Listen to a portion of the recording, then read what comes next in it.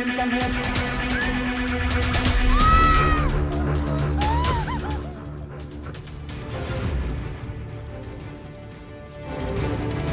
na sa 14 ang bilang ng mga nasawi dito lamang po sa bayan ng San Remigio dahil po sa malakas na paglindol nitong September 30.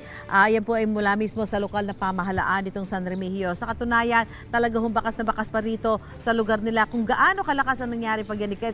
Ito pong nakikita niyong gusali na yan.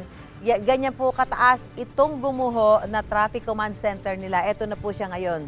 Hindi na mapapakinabangan yung pinakabubong ay pumatong na doon sa pinaka-flooring o pinaka-gusali nitong traffic command center nila na ginagamit ho ng mga tao dito sa San Remigio. So ngayon, gaya na nakikita ninyo, hindi na ho ito mapapakinabangan. At dahil nga po doon sa maraming mga bahay, may mga bitak, natatakot na ho. At karamihan sa mga residente tuloy ay nagsilikas na.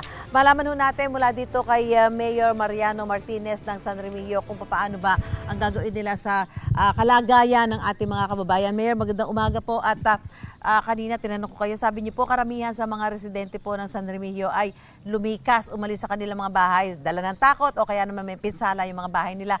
Ano po ang balak natin gawin sa mga kababayan natin na ito? For now, relief lang yung operations first kay kasadanan, most Mabibigay, of them, opo. yeah, right, yeah, living outside, no water, you food running out also. So Opo. mo yung problema. First problem for now is relief Opo. operations. Ano pong mabibigay na anong magagawa ng national government? O may naibigay na ho ba sa inyong tulong ang national government? Kasi on our way here, nakita ko namin sa sakop na ng San Remigio, ang dami yung mga kababayan natin na sa tabing kalsada, may mga dalang placards nang hihingi ho ng tubig at pagkain. Ano ho ang maibibigay o kung meron mang naibigay na ang national government? Okay. Yesterday, dito ang President Bongbong Marcos, together with Rex Gatchalian and the people from the National Electrification Authority, we were briefed.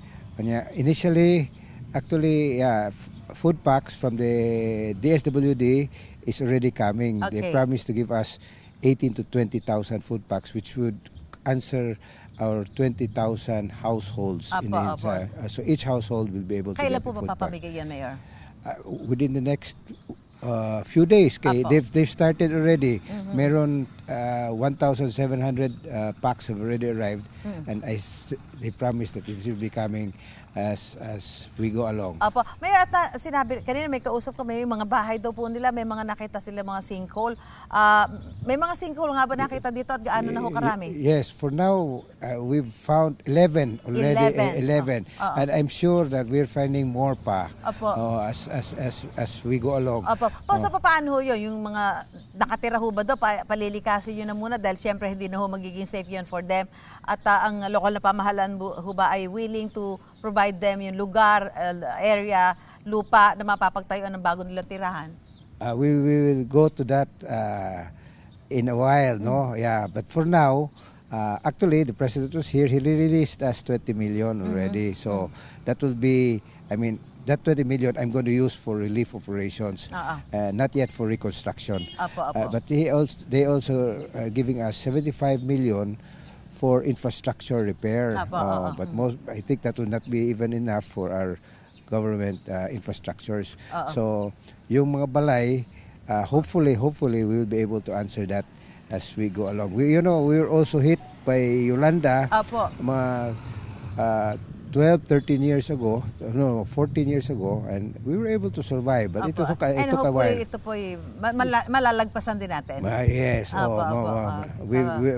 we're very hopeful gihapon because then in Yolanda it took weeks before we were able to reestablish electricity, water, but now we expect it to be in place, water and electricity in the next few days. Actually, may kuryente na. May Mula kuryente na. kagabi, may kuryente na po dito. Yeah. So medyo ang lang natin, yung supply po ng tubig.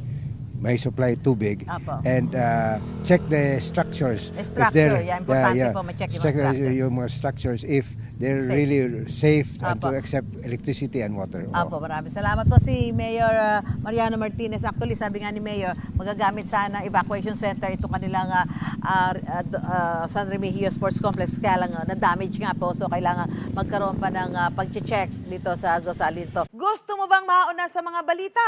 Mag-subscribe na sa GMA Integrated News sa YouTube at tumutok sa unang balita.